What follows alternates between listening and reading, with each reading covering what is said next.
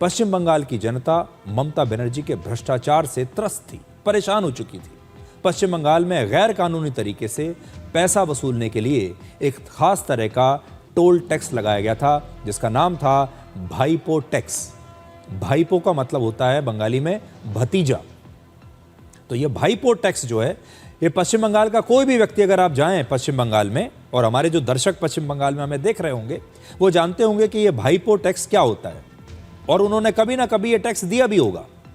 BJP का आरोप है कि ममता बनर्जी के शासनकाल में दूसरे राज्यों से पश्चिम बंगाल आने वाले ट्रकों से जबरदस्ती टैक्स के नाम पर यह वसूली होती थी, और ये टैक्स ममता बनर्जी के भतीजे अभिषेक बनर्जी के कहने पर वसूला जाता था, और इसीलिए इसे भाईपो टैक्स कहा जाता है।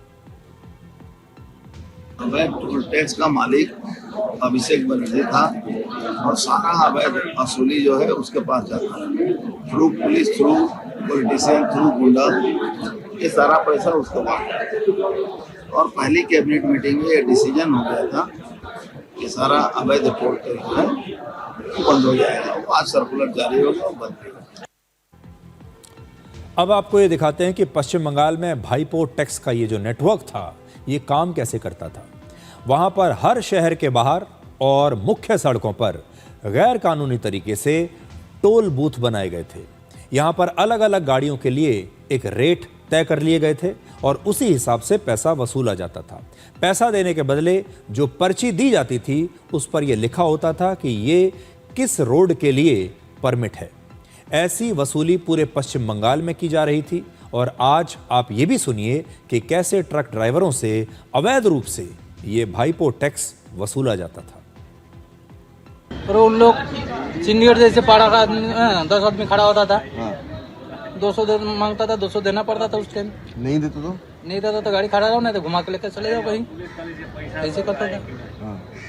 और अभी तो कोई नहीं मांग रहा। गाड़ी नंबर लिख दिया है। अच्छा, ऐसा काट देते थे? हाँ। फूल के ऊपर आपका नंबर, तो इधर हमारा गाड़ी का नंबर, इधर आपका गाड़ी का नंबर है, इधर आपका गाड़ी का नंबर है। हाँ। तो इस किसके कितना देना पड़ता था ऐसे कार्ड के लिए? 1000 महीने में 1000। अब अच्छी बात यह है कि पश्चिम बंगाल में बीजेपी की नई सरकार ने तुरंत ऐसे सभी अवैध टोल बूथों को वहां से हटा दिया है, इसे बंद कर दिया है। लेकिन आज हमारा सवाल यह है, जब इतने वर्षों तक ये अवैध टोल की वसूली हो रही थी, इस देश का मीडिया कहां गायब था?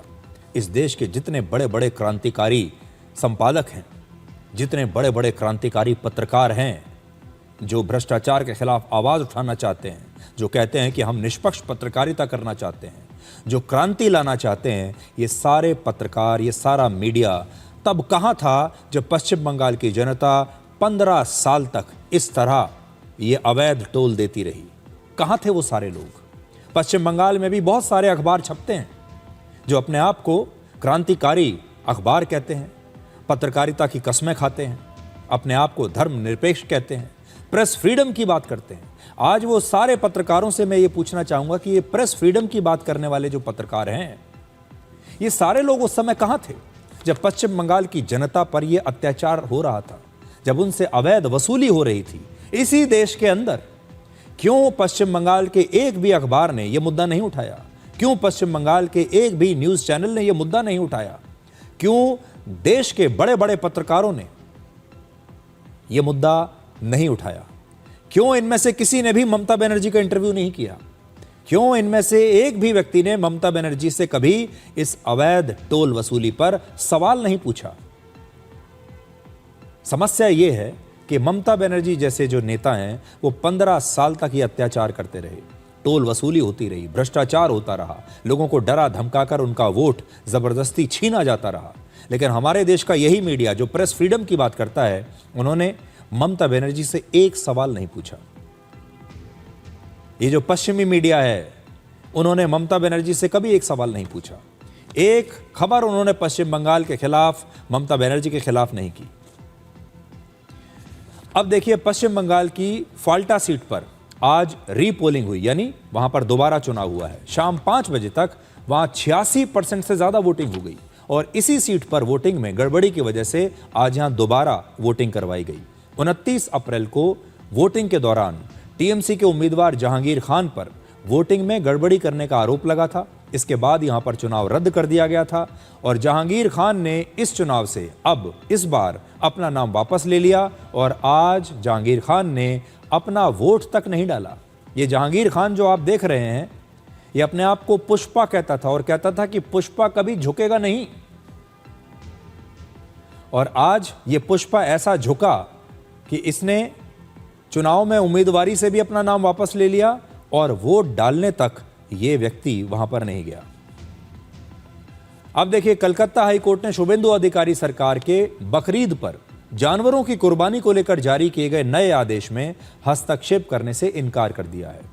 इस सुनवाई के दौरान कलकत्ता हाई कोर्ट ने कहा कि sacrificing cow is not part of Eid, मतलब कि गाय की हत्या करना बकरीद का हिस्सा है ही नहीं।